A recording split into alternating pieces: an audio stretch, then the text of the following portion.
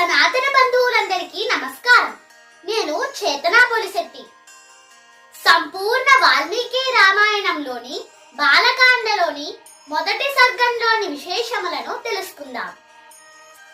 ఓం తపస్వాధ్యాయ నిరతం తపస్వీ వాగ్విదాంబరం నారదం పరిపప్రచ్ఛ వాల్మీకిర్ముని పుంగవం. తపశ్శీలుడు, వేదాధ్యయన నిరతుడు, వాక్చతురులలో అగ్రేసరుడు అయిన నారద మహర్షుల వారిని వాల్మీకి మహర్షి ఏమన్నారంటే, ఓ నారద మహర్షి, సకల సద్గుణ సంపన్నుడు, ధర్మములను ఎరిగినవాడు, ఆడి తప్పనివాడు, క్రోధమును జయించినవాడు మొదలగు 16 గుణములు కలిగిన మహాపురుషుడు ఈ భూమండలంలో ఇప్పుడు ఎవరున్నారు? అటువంటి మహాపురుషుని గురించి తెలుపగల సమర్థులు మీరే అని పలికారు. అప్పుడు నారద మహర్షుల వారు, ఓ వాల్మీకి, నీవు పలికిన అన్ని గుణములు ఒక్కరిలోనే ఉండటం సాధారణంగా దుర్లభం. అయినా స్మృతికి తెచ్చుకొని అతి ఉత్తమ పురుషుని గురించి చెప్తాను, వినుము. మహర్షి, ఇక్ష్వాకు వంశము మిక్కిలి వాసిగాంచింది. లోకోత్తర పురుషుడైన శ్రీరాముడు ఆ వంశంలో జన్మించి జగత్ప్రసిద్ధుడయ్యాడు. శ్రీరాముడు ధర్మాత్ముడు, ధైర్యవంతుడు, సకల సద్గుణ సంపన్నుడు, ధర్మములను ఎరిగినవాడు, ఆజానుబాహుడు, మితముగా మాట్లాడువాడు, సత్యములో ధర్మదేవత వంటివాడు, సహనంలో భూదేవి వంటివాడు. శ్రీరాముడు సోదరులలో పెద్దవాడు, దశరథ మహారాజు గారికి ప్రియ పుత్రుడు. శ్రీరాముల వారిని పట్టాభిషిక్తుల్ని చేయటానికి దశరథుల వారు మంత్రుల విజ్ఞప్తి మేరకు పట్టాభిషిక్తుల్ని చేయటానికి సిద్ధపడతారు. ఈ విషయం కైకేయి మాతకు, అంటే దశరథుల వారి 3వ భార్య అయిన కైకేయి మాతకు మందర ద్వారా తెలుస్తుంది. అంతకు పూర్వమే శంబరాసురుని జయించిన సందర్భంలో దశరథుల వారు కైకేయి మాతకు 2 వరములను ఇచ్చారు. ఆ వరములను కైకేయి మాత ఈ సందర్భంలో కోరుకుంటారు. అవేమిటంటే, మొదటిది శ్రీరాముణ్ణి వనవాసమునకు పంపటం, రెండవది భరతుణ్ణి పట్టాభిషేకం చేయడం.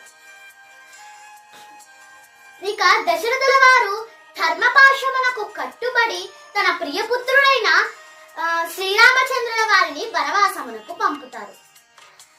కైకేయి మాతకు చేసిన ప్రతిజ్ఞ కోసం, తన పితృవాక్య పరిపాలన కోసం శ్రీరాముల వారు సుమిత్రాసుతుడైన లక్ష్మణునితో, జనకుని కూతురు ఆయన భార్య అయిన సీతాదేవితో కలిసి వనవాసమునకు వెళ్తారు. శ్రీ సీతారామ లక్ష్మణులు గంగానదిని గుహుని సహాయంతో దాటి మందాకిని నదీ తీరంలో గల చిత్రకూటంలో ఒక పర్ణశాలను నిర్మించుకుని అక్కడ నివసిస్తున్నారు. ఆ సమయంలోనే అయోధ్యలో పుత్ర వియోగంతో దశరథ మహారాజు గారు స్వర్గస్థులవుతారు. ఇక రాజ్యకాంక్ష లేని భరతుల వారు రాముల వారి వద్దకు వచ్చి రాజ్యాధికారమును స్వీకరించమనగా, రాముల వారు, నేను తండ్రి గారి ఆదేశంతో వనవాస దీక్షను ప్రారంభించాను, నేను రాజ్యాధికారమును చేపట్టను అన్నారు. అప్పుడు భరతుల వారు రాముల వారికి ప్రతినిధిగా వారి పాదుకలను తీసుకువెళ్లి అయోధ్యలో సింహాసనంలో ప్రతిష్ఠించి భరతుల వారు నంది గ్రామంలో ఉండి రాజ్యపాలన చేస్తారు. తరచుగా అయోధ్య ప్రజలు రాముల వారి వద్దకు వస్తూ ఉండడంతో సీతారామ లక్ష్మణులు దండకారణ్యమునకు వెళ్తారు. దండకారణ్యంలో ఋషీశ్వరులను బాధిస్తున్న రాక్షసులను సంహరిస్తానని శ్రీరాముల వారు ప్రతిజ్ఞను చేస్తారు. ఆ అరణ్యంలోనే రావణుని సోదరి కామరూపిణి అయిన శూర్పణఖ రామలక్ష్మణులను వివాహం చేసుకోమనగా వారు శూర్పణఖ ముక్కు చెవులు కోసి వికృత రూపంగా మారుస్తారు. అప్పుడు కోపంతో రగిలిపోయిన శూర్పణఖ ఆ అరణ్యంలోనే జనస్థానంలో ఉన్న ఖరుడు, దూషణుడు, త్రిశురుడు అను రాక్షసులను రామలక్ష్మణులను సంహరించమని యుద్ధమునకు పంపగా, వనే తస్మిన్ నివసతా జనస్థాన నివాసినాం రక్షసాం నిహతాన్యాసన్ సహస్రాణి చతుర్దశ. అంటే జనస్థాన నివాసులైన 14,000 మంది రాక్షసులను ఖరదూషణ త్రిశులను శ్రీరామచంద్రుల వారు ఒక్కరే సంహరిస్తారు. తన దాయాదులను రాముడు వధించిన వార్తను విని క్రోధంతో రావణుడు మారీచుడి సహకారంతో సీతాదేవిని అపహరించుకొని పోతూ ఉండగా దారిలో అడ్డు తగిలిన జటాయువును గాయపరుస్తారు. రామలక్ష్మణులు సీతాదేవిని వెతుకుతూ ఉండగా జటాయువును చూస్తారు. అప్పుడు జటాయువు రాక్షసుడు సీతాదేవిని అపహరించిన వార్తను చెప్పి ఆయన మరణిస్తారు. అప్పుడు రామలక్ష్మణులు జటాయువుకు అంత్య సంస్కారములు చేస్తారు.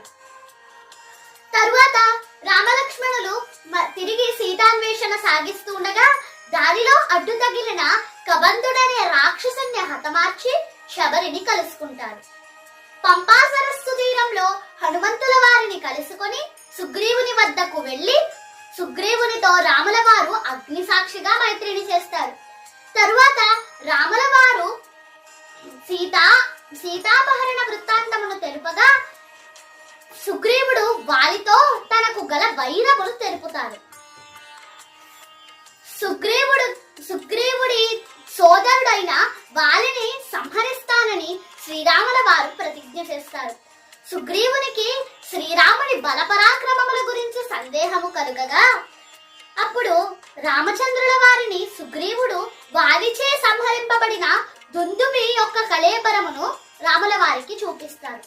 అప్పుడు రాముల వారు తన కాలి బొటన వేలి కొనతో చిమ్మగా ఆ కళేబరము 10 యోజనముల దూరంలో పడిపోతుంది. తరువాత రాముల వారు ఒక్క బాణము ప్రయోగించగా ఆ బాణము రివ్వున సాగి 7 మద్ది చెట్లను, ఒక పర్వతమును, రసాతలమును భేదించి తిరిగి రాముల వారి తూనీరంలో చేరుతుంది. తరువాత సుగ్రీవుల వారు రామలక్ష్మణులను కిష్కింధకు తీసుకువెళ్ళగా వాలి సుగ్రీవులు తలపడుతూ ఉండగా రాముల వారు వాలిని సంహరిస్తారు. కిష్కింధకు సుగ్రీవుణ్ణి పట్టాభిషిక్తుడిని చేస్తారు. తరువాత సుగ్రీవుడు సీతాన్వేషణ కోసం వానరులను 4 దిక్కులకు పంపగా దక్షిణ దిశకు వెళ్లిన హనుమంతుల వారు సంపాతి సూచనతో 100 యోజనములు గల లవణ సముద్రమును ఒక్క గంతులో దాటి లంకారాజ్యమునకు వెళ్లి లంకారాజ్యంలో సీతాదేవిని అన్వేషిస్తూ ఉండగా సీతాదేవిని అశోకవనమున దర్శించి సీతాదేవికి రామసుగ్రీవుల మైత్రిని రాముల వారు ఇచ్చిన ఉంగరమును ఆనవాలుగా ఇస్తారు. తరువాత హనుమంతుల వారు అశోకవనమును ధ్వంసము చేసి 5 సేనాపతులను 7 మంత్రిపుత్రులను అక్షకుమారుణ్ణి సంహరించి లంకాదహనం చేసి తిరిగి రాముల వారి వద్దకు వచ్చి సోభిగమ్య మహాత్మానం దృష్ట్వా రామం కృత్వా రామం ప్రదక్షిణం న్యవేదయతమేయాత్మా దృష్ట్వా సీతేతి తత్వతః అంటే కనుగొంటిని సీతమ్మను అని పలికి రాముల వారికి హనుమంతుల వారు ప్రదక్షిణము చేస్తారు. తరువాత శ్రీరాముల వారికి హనుమంతుల వారు లంకానగరం యొక్క యావత్ వృత్తాంతమును వివరిస్తారు. శ్రీరాముల వారు సుగ్రీవాది వానరులందరితో కలిసి సముద్రము వద్దకు వచ్చి సముద్రముపై సేతువు నిర్మించి లంకారాజ్యమునకు చేరారు. తరువాత రణరంగంలో ఆ దుష్ట రావణాసురుణ్ణి సంహరించి సుగ్రీవ విభీషణాది మిత్రులందరితో కలిసి అయోధ్యలో నందిగ్రామమునకు చేరి భరత శత్రుఘ్నులను కలుసుకొని జటాదీక్షను పరిత్యజిస్తారు. తరువాత సీతాసహితుడై శ్రీరామచంద్రుల వారు పట్టాభిషిక్తుడై అయోధ్యకు మహారాజు అవుతారు. శ్రీరాముల వారు పరిపాలిస్తూ ఉండగా ప్రజలందరూ సుఖ సౌభాగ్యాలతో ధనధాన్యములతో హాయిగా జీవిస్తున్నారు. శ్రీరాముల వారు అశ్వమేధాది క్రతువులు సువర్ణక యాగములు ఎన్నో నిర్వహించారు. పండితులకు గోవులను ధనధాన్యములను దానమిచ్చారు. 10 వర్ష సహస్రాణి 10 వర్ష శతాని చ రామో రాజ్యముపాసిత్వా బ్రహ్మలోకం ప్రయాస్యతి. రామచంద్రుల వారు 11,000 సంవత్సరములు ప్రజానురంజకంగా పరిపాలించారు. పరిపాలన చేసి తరువాత తిరిగి వైకుంఠము చేరారు. ఈ శ్రీమద్ రామాయణము పఠించిన వారికి ఆయుష్యాభివృద్ధి, పుత్రపౌత్రులకు క్షేమలాభములు కలుగుతాయి.